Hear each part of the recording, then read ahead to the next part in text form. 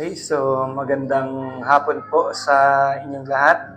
At muli ay 4 p.m. na and sa bawat isa po na nandito at laging sumusubaybay sa atin pong live every 4 p.m. ay magpatuloy po tayo sa atin pong pag-aaral about dito sa atin pong topic, the cost of following Jesus nobody talks about. So, ito po yung ating topic from Monday and hanggang ngayon po na Thursday ay ito pa rin po yung topic natin at i-discuss ko po sa inyo ang mula 13 hanggang 16 dito sa ating topic na the cost of following Jesus nobody talks about. So, yun po, may cost ang pagsunod sa Panginoong Hesus. At ang sabi nga dito sa Lucas chapter 9 verse 23, at sinabi niya sa kanilang lahat, ang sino mang nagnanais sumunod sa akin ay kinakailangang itakwil ang kanyang sarili, pasanin araw-araw ang kanyang krus at sumunod sa akin. So, ito po ang hinihingi ng pagsunod sa Panginoong Hesus. Meron talaga tayong makikita na sabihin natin cost or kailangan nating ito yung kapalit o ito yung hinihingi ng pagsunod natin sa Panginoong Hesus. At alam natin na dito po sa Lucas chapter 9 dito sa last part nito pong ating nitong chapter 9 ay nakalagay dito na merong mga tao na gustong sumunod sa Panginoong Hesus, pero hindi agad-agad na sinabi ng Panginoon na welcome, sige, sama ka sa akin. Kundi, salip ang sabi ng Panginoon,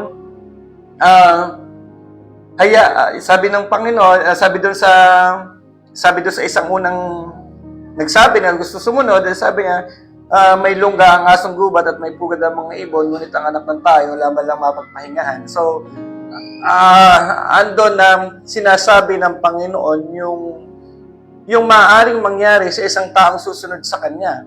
And doon sa pangalawa, nagsabi siya na sumunod talaga sa Kanya. So, sabi ng Panginoon doon sa isa, sumunod ka sa akin, ngunit sumugot ito, Panginoon, bayaan niyo po munang may palibing ko ang aking ama. Pero ang reply ng Panginoon sa Kanya, hayaan mo ang mga patay ang maglibing sa Kanyang mga patay, ngunit humayo ka at ipahayag ang kaharian ng Diyos. So, dito po, sa pangyayaring ito, makita natin na ang Lord, kapag tinawag niya yung isang tao para gawin yung mga bagay na ipinagagawa niya, ay though mayroon pong may mga kadahilanan, mayroong excuses, pero hindi tinatanggap ng Panginoon yung excuses, kundi ang ini-insist niya ay sundin yung kanyang ipinagagawa. So, meron pong mayroong cause, sa pagsunod natin sa Panginoong Hesus ay meron talagang tayong kailangang gawin, meron tayong kailangan na ipalit kasi yung iba, yung makita natin, meron silang sinasabi pang gustong gawin, pero hindi ito ang inaasahan ng Panginoon sa bawat susunod sa Kanya. So, even po sa Old Testament, si Moses, kita natin, may mga excuses si Moses. Pero, ginawa niya pa rin ang sumunod sa Panginoon. Nilagpasan niya yung mga excuses na yan. Even yung pong magandang buhay niya dati, ay iniwanan niya. And sa New Testament, isang makikita po natin example na iniwan din yung mga bagay para makasunod kay Jesus ay yung iba po nasabi na, pero babanggitin ko po si Mateo na siya po ay isang tax collector, may maganda siyang trabaho, kilala sa lipunan, pero nung tawagin ng Panginoon, nung siya ay sumunod sa Panginoon, iniwanan niya ang lahat ng yon at sumunod po sa Panginoon. Okay, so number 13 ay ito po yung number 13 na cause ng pagsunod sa Panginoong Hesus ay sabi dito sa verse number 13, holiness confronts cultural sin. So, kapag sumunod po tayo sa Panginoong Hesus, sabi nga dito sa ating verse sa 1 Peter chapter 1 verse 15 to 16, sabi niya, dahil ang Diyos na pumili sa inyo ay banal, dapat din kayong magpakabanal sa lahat ng inyong ginagawa. Sapagkat nasusulat, magpakabanal kayo sapagkat ako'y banal. Ito po yung makikita natin katotohanan dito na kapag pinupursige po natin yung kabanalan, ay ine-expose natin yung mga cultural sin na kumbaga yung mga nakasanayan na ng mga tao na gawin na andun, ito'y isang mga bagay na kasalanan, labag sa Diyos. Pero yun pong kabanalan natin, ito yung sabihin natin nagko-confront doon sa mga kinasanayang kasalanan na akala nga ng mga tao ay normal lang na ginagawa. Pero yung pong holiness natin, yung ating pong kabanalan, ito yung nag-expose sa mga bagay na akala ng mga tao ay normal lang na para bang ginagawa ito ng lahat. So, para bang sabihin namin, na sabihin nila, parang okay ka naman na hindi mo gawin yung ganito samantalang ginagawa ng lahat. So, hindi ibig sabihin nga na ginagawa ng lahat ay tama na. At ang isang hinihingi po na tayo po sa mga sumusunod sa Panginoong Yesus ay lumakad tayo sa kabanalan. Kung ano ang standard ng Panginoon yun ang susundin natin, hindi ang standard ng tao. At sabi nga ng Romans 12, ano po, sabi niya, do not conform to the pattern of this world. Sabi, huwag po tayo makiayon sa takbo ng sanlibutan ito. Ang kailangan natin ay tayo po'y mabuhay ng may kabanalan, mabuhay na naaayon sa kalooban ng Diyos. Kaya nga, dito pa lang talaga po sa Romans 12:2 ay ipinapakita na dito kung papaanong talaga na dapat namumuhay ang isang Kristiyano. Hindi dapat na makigaya, makiisa. Kaya nga, sabi, yung kabanalan natin ito, sadyain man mo man o hindi, pero nagdidil ito doon sa mga cultural sin, doon sa mga kasalanan na kinasanayan na ng mga tao. Ngayon, kapag tayo lumakad sa kabanalan na expose ito, nakikitang mali pala talaga yung kanila pong ginagawa. At dyan po tayo tinawag. At kagaya nga ni na Daniel, na nanindigan sila. Sino pa? Si Shadrach, Meshach at Abednego, na ang lahat ay talaga naman kailangan, ang sabi, utos, sumamba doon sa rebulto. Pero, binrate nila yan dahil alam nila, yun po ay hindi nakalulugod sa Panginoon. So, sa pag-stand nila sa tama, ay nabe-break po yung mga cultural sin na yan, na para bang okay lang dahil ginagawa naman ng iba, ginagawa ng marami, so parang okay lang. Pero, sa atin po na tinawag na sumunod sa Panginoong Yesus, ay kailangan natin mag-stand sa buhay na merong kabanalan. Ano po? And number 14, sabi dito, truth challenges false belief system. Okay. Sa 2 Corinthians chapter 10, verse 4 to 5, nasabi dito, ang sandatang ginamit namin sa pakikipaglaban ay hindi sandatang makamundo, kundi ang kapangyarihan ng Diyos na nakapagpapabagsak ng mga kuta. Sinisira namin ang mga maling pangatwiran, ginagapi namin ang lahat ng pagmamataas, laban sa kaalaman tungkol sa Diyos, at binibiyag namin ang lahat ng isipan upang matutong sumunod kay Kristo. Okay. So, sabi nga dun sa sa Romans, di po ba? 1:16, sabi ni Pablo, hindi ko ikinakahiya ang mabuting balita sapagkat ito ang kapangyarihan ng Diyos sa ikaliligtas ng mga tao na po.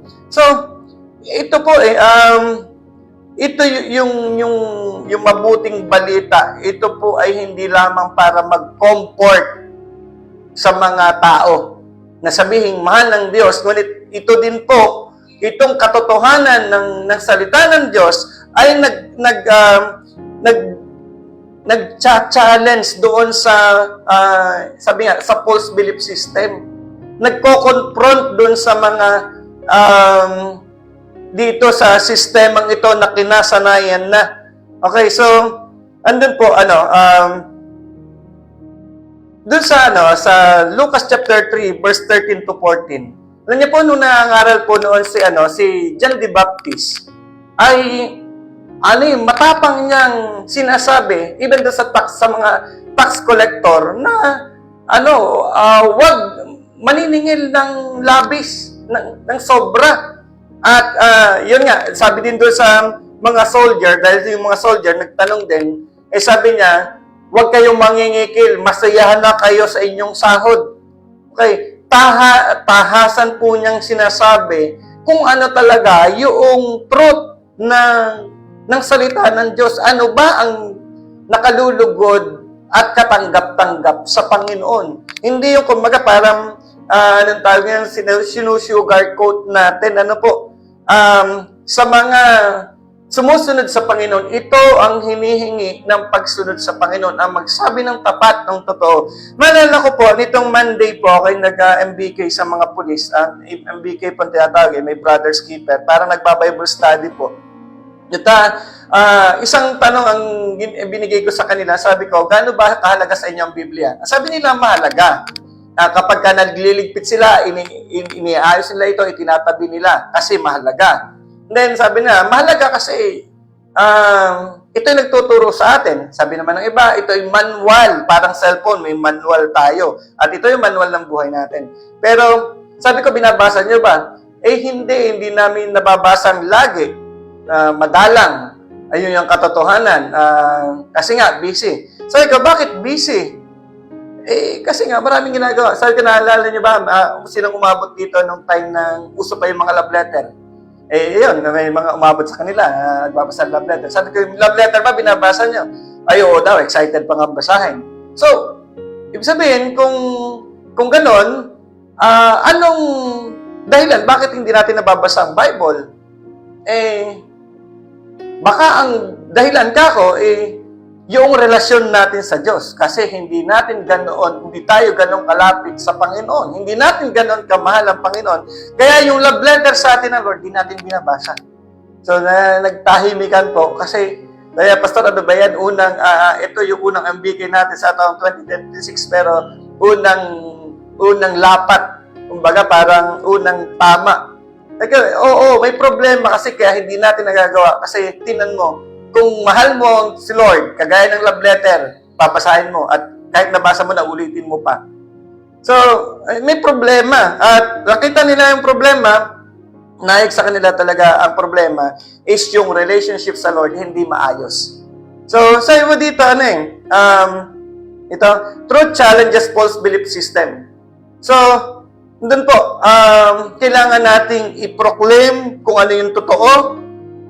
Ito yung panindigan natin. Although, minsan, makaka-open tayo, makakasakit tayo. Pero alam niyo po, after nung MBK namin, sabi nila, Pastor, kumbaga, nandun, nagta-thank you pa sila dahil, yun nga, kailangang marinig yung ganoong katotohanan at sabi nga, the truth shall set you free. So, ito po, kasi yung truth na yan yung magtatanggal ng mga religious pride, mga righteousness na tingin ng tao, righteous sila. Pero kailangan po nating ipahayag ang katotohanan ng salita ng Diyos at makikita po natin magkakaroon ng pagbabago. Hindi, sabi nga, hindi tayo naparito para para tanggapin ka, para maging popular ka, para maging palakpakan ka, kundi nandito tayo at ito ang hinihingi ng pagsunod natin sa Panginoon, ang magsabi ng tapat, ang magsabi ng katotohanan sa ating pong pangaral, sa ating pong pag-share ng Word of God. And number 15, sabi dito, faith threatens worldly power structures. Yan, faith threatens worldly power structures. Kapag ka nandun yung faith, nandun na yung nakaka-threaten na yung ating pananampalataya. Kaya po dito sa Gawa chapter 19 verse 23 to 27 basahin ko po sa inyo. English nga lang ito. Sabi dito, by making silver shrines of Artemis, a silversmith named Demetrius provided a large income for skilled workers. He called a meeting of these men and others who were engaged in similar trades and said, "Men, you will know that we get a good income from this business. You also see and hear that not only in Ephesus but almost all over Asia, this man Paul has won over and taken away a large crowd by telling them that gods made by human hands are not gods at all." So, dito po, nakikita niya, hindi niya sinasabi ito, na itong sina Pablo na ito, yung pangaral ni Pablo na ito, sabi niya, hindi yung, kumbaga, yung hindi siya talaga concerned doon sa shrine Artemis, kundi ang concern niya yung profit na nakukuha nila sa paggawa nitong mga silver shrines ni Artemis. So pinagkakakitaan nila yon, gumagawa sila ng mga replica, sila ng mga images at ibinebenta yon. Alam niyo po, napadaan nga ako doon dati nung sa Paete Laguna. Ang dami mga rebulto. Sabi ko siguro dito, kapag kami nangangaral ng Biblia, maaaring hindi nila magugustuhan kasi ang itinuturo ng Biblia, huwag kang gagawa ng mga nilikhang larawan upang sambahin. So, makaka-apekto sa kanilang negosyo. At ito po yung nangyari dito. Nagagalit sila kay Pablo sa pananampalataya ni Pablo sapagkat ang ibig sabihin, kapag maraming taong nanampalataya sa Diyos na pinangaral ni Pablo, maapektuhan ang kanilang negosyo. Pero ito po yung pagkatawag po natin. Ito yung hinihingi ng pagsunod natin sa Panginoong Hesus. Ang ipangaral po natin, yung katotohanan, may magalit man, may maapektuhan mang negosyo, may maapektuhan mang hanap buhay, pero kailangan po nating ipangaral ang salita ng Diyos. Ano ang sinasabi nito? At yan nga po, even si John the Baptist po, nung mangaral siya, i-kinonfront niya yung ginagawang immoralidad sapagkat kinakasama niya yung asawa nung parang pinsan ba yata niya o kapatid niya. Doon po, dito sa Mark 6:17 to 18, nagalit po siyempre si King Herod, nagalit si King Herod, and then pinahuli siya, and later on, ang naging kapalit na noon ng kanyang ginawang pagkukonfront na yon ay even yung kanyang buhay po ay naging kapalit din noon. So, pero ganun pa man, ganun talaga isa sa hinihingi ng pagsunod natin sa Panginoong Hesus ay eto, yung pagiging tapat, merong paninindigan po tayo. Alam na po natin, even si Jesus Christ, dahil sa pangaral niya ng katotohanan, wala siyang kasalanan, pero anong ginawa sa kanya, ipinako siya sa krus. Ito po, pinili pa yung magnanakaw na palayain at siya ay ikulong. Okay. Last, number 16 po. Sabi dito, Christians are not of this world. Yan. So, maliwanag po na pinapakita dito sa John chapter 17, verse 14, na ibigay ko na sa kanila ang iyong salita at pinapuotan sila ng mga tao sa sanlibutan ito, sapagkat hindi na sila taga-sanlibutan. Tulad ko na hindi taga-sanlibutan. So, ito po, sa bawat isa na sumusunod sa Panginoong Hesus, sabi po, tayo nga ay nandirito sa mundo, pero tayo po ay hindi taga rito sa mundo. Okay? Tayo po ay foreigners, strangers dito sa mundong ito. Sabi po ng 1 Peter chapter 2 verse 11, and our citizenship is in heaven. Sabi ng Philippians chapter 3 verse 20. So, Christian are not of this world. At yan po yung dahilan bakit bakit nakakaranas tayo ng hindi tayo komportable sa mundong ito. Meron tayong nandun yung mga persecution, nandun yung talagang iniingatan natin yung holiness, hindi tayo nakikiayon sa takbo ng sanlibutan ito. And minsan, parang nakakaramdam tayo na hindi komportable sa mundong ito. Na minsan, siguro sa tindi ng mga pinagdadaanan, parang gusto mo nang umalis sa mundong ito. Pero, ang nakakalam nun ay kung kailan ang tinalagang panahon ng Panginoon. So, kung nakakaramdam tayo na pagiging uncomfortable sa mundong ito dahil sa mga pinagdadaanan natin bilang isang Kristiyano, bilang isang manggagawa, bilang isang lingkod ng Panginoon, sabi nga ay normal lang yan. Normal lang yan. Kumbaga parang ganun talaga. Sabi nga yung isang isda ay normal na nasa tubig, pero kapag inilagay mo sa lupa, ito'y namamatay. So, tayo po ay uncomfortable sa mundong ito dahil hindi talaga tayo para dito. Sapagkat ang ating citizenship ay doon sa langit. Doon po tayo Yun yung final destination natin. Ito yung papupuntahan natin. Kaya kung minsan na napipil po natin na tayo po ay out of place, rejected po tayo, may mga discrimination, wag po tayong masyadong malungkot kasi tayo po ay ito ang isang bagay. Ito yung cause ng pagsunod natin sa Panginoon. It cost yung comfort natin. Minsan hindi natin makuha yung approval ng mga tao na palakpakan ka, kundi minsan kainisan ka pa. Pero ganun pa man, ano pa man ang mangyari, ay tayo po ay piliin natin ang sumunod sa Panginoon.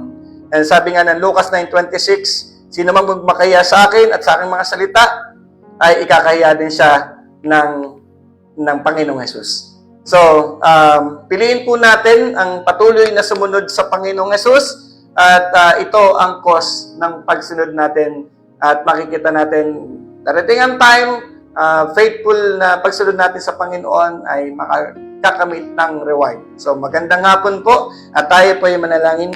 Panginoon, maraming salamat po sa hapon na ito. Dalayan ko po, Panginoon, about isa nakapakinig ng iyong salita ay patuloy, O Diyos, na ma-encourage, Panginoon, na patuloy na pagsunod sa iyo dahil, O Lord God, tunay nga na sa pagsunod namin sa iyo ay ito yung hinihingi, Panginoon, na pagsunod sa iyo. And ganun pa man, Lord, matagpuan mo kaming tapat na sumusunod sa iyo sapagkat ito yung ninanais mo para sa amin. Salamat po, Ama, sa pangalan ng Panginoong Jesus. Amen. So, God bless you po and Happy New Year.